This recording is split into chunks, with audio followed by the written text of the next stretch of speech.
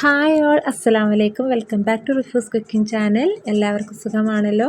അപ്പോൾ ഇന്ന് ഞാനിവിടെ വന്നിരിക്കുന്നത് വെള്ളരിക്ക കറിയുടെ റെസിപ്പിയാണ് കേട്ടോ. വെള്ളരിക്ക പുളിങ്കറിയുടെ റെസിപ്പിയാണ് ഇന്ന് ഞാൻ ചെയ്യുന്നത്. ചോറിൻ്റെ കൂടെ കഴിക്കാനായിട്ട് നല്ല അടിപൊളി ടേസ്റ്റാണ് കേട്ടോ ഇതിന്. വീഡിയോയിലൊക്കെ പോകുന്നതിന് മുമ്പായി ആരെങ്കിലും പുതിയതായി ചാനൽ കാണുന്നുണ്ടെങ്കിൽ ലൈക്കും സബ്സ്ക്രൈബും ചെയ്ത് സപ്പോർട്ട് ചെയ്യാൻ മറക്കരുത് കേട്ടോ. കൂടെ തൊട്ടടുത്തുള്ള ബെല്ലൈക്കണും കൂടി ഒന്ന് മറക്കാതെ ഒന്ന് പ്രസ് ചെയ്തേക്കണേ. എന്നാൽ നമുക്ക് നേരെ വീഡിയോയിലോട്ട് പോയാലോ.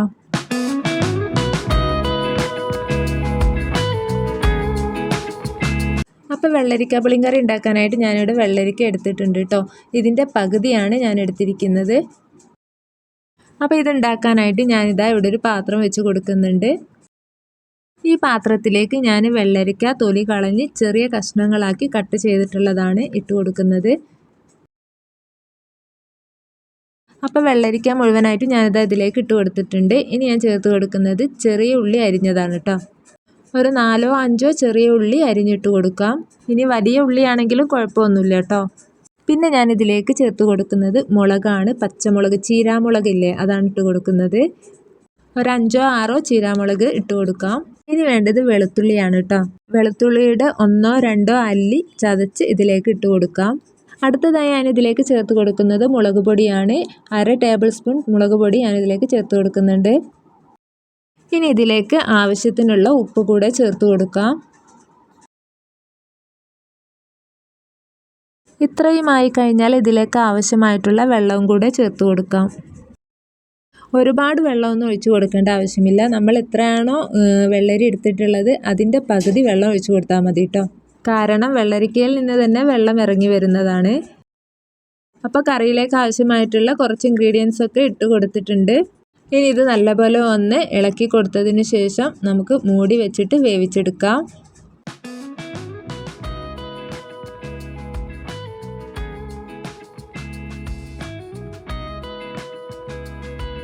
ഒരു 5 മിനിറ്റ് നേരം വേവിച്ചാൽ മതിയാവും കേട്ടോ. അപ്പം ഞാനിത് മൂടി വെച്ചിട്ട് ഒരു 5 മിനിറ്റ് കഴിഞ്ഞു കേട്ടോ. ഇനി ഞാനിതിലേക്ക് ചേർത്ത് കൊടുക്കുന്നത് തക്കാളിയാണ്.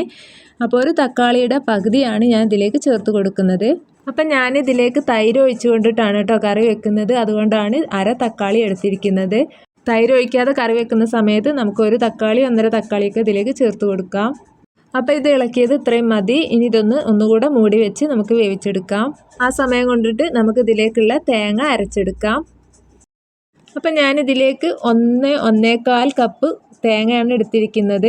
ഇതിലേക്ക് ഞാൻ 1 ടേബിൾ സ്പൂൺ മഞ്ഞൾപ്പൊടി, 1/2 ടീസ്പൂൺ നല്ല ജീരകം, ഒരു 3 ചെറിയ ഉള്ളി എടുത്തിട്ടുണ്ട്. ഇനി ഞാൻ ഇതിലേക്ക് കുറച്ച് തൈര് കൂടെ ഒഴിച്ചു കൊടുക്കുന്നുണ്ട്. ഈ തേങ്ങ അരച്ചെടുക്കാനായിട്ട് ഇനി ഞാൻ വെള്ളമൊന്നും ഒഴിച്ചു കൊടുക്കില്ല കേട്ടോ. ഈ തൈര് തന്നെയാണ് ഈ തേങ്ങ അരച്ചെടുക്കുന്നത്. അപ്പോൾ നമുക്ക് തേങ്ങ അരച്ചെടുക്കാം. അപ്പം നമ്മുടെ കറി എന്തായെന്ന് നോക്കാം. അപ്പം നമ്മുടെ കറിയിലെ വെള്ളമൊക്കെ നല്ലപോലെ വറ്റി വന്നിട്ടുണ്ട്. വെള്ളരിക്കയും നല്ലപോലെ വെന്ത് വന്നിട്ടുണ്ട്. ഇനി ഈ സമയത്ത് നമുക്കിതിലേക്ക് അരച്ച് വെച്ചിട്ടുള്ള തേങ്ങ കൂടെ ഒഴിച്ചു കൊടുക്കാം.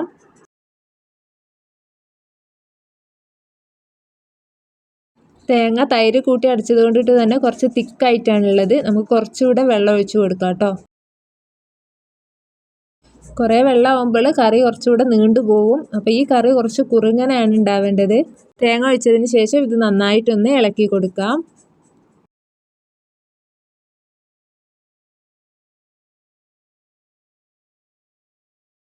ഈ തേങ്ങ ഒന്ന് പതയ്ക്കുന്നത് വരെ ഒന്ന് വെയിറ്റ് ചെയ്യാം കേട്ടോ.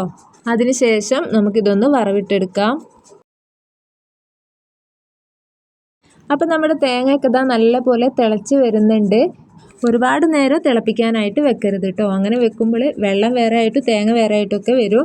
അപ്പോൾ അത്രയും സമയം തിളപ്പിക്കാനായിട്ട് വെക്കണ്ട. അപ്പോൾ ഇത് ഇത്രയും മതി തിളച്ചത്. ഇനി നമുക്ക് ഇതൊന്ന് മാറ്റി വെച്ചിട്ട് ഇത് വറവിടാനായിട്ടുള്ളൊരു പാൻ വെച്ച് കൊടുക്കാം.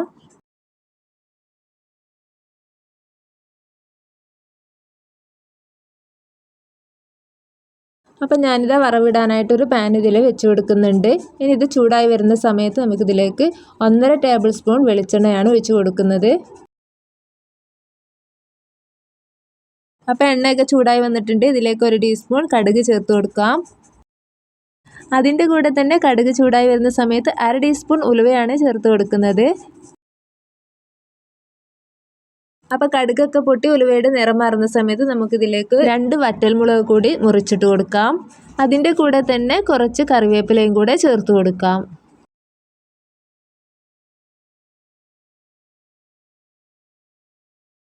ഇനി നമുക്കിതൊന്ന് സ്പൂൺ വെച്ചുകൊണ്ടിട്ടൊന്ന് ഇളക്കി കൊടുക്കാം.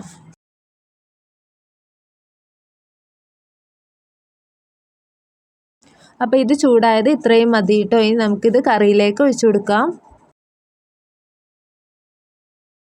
വളരെ രുചികരമായിട്ടുള്ള വെള്ളരിക്ക പുളിങ്കറിയുടെ അല്ലെങ്കിൽ ഒഴിച്ചുകറിയുടെ റെസിപ്പിയാണ് ഞാനിപ്പോൾ ഇവിടെ കാണിച്ചിരിക്കുന്നത്.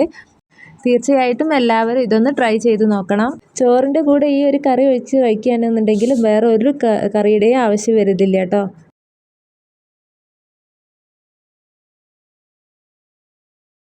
അപ്പോൾ എൻ്റെ ഇന്നത്തെ റെസിപ്പി ഇത്രയേ ഉള്ളൂ. എൻ്റെ ഇന്നത്തെ റെസിപ്പി എല്ലാവർക്കും ഇഷ്ടമായിട്ടുണ്ടാവുമെന്ന് വിചാരിക്കുന്നു. ഇഷ്ടപ്പെട്ടാൽ ലൈക്കും സബ്സ്ക്രൈബും ചെയ്യുക, സപ്പോർട്ട് ചെയ്യുക.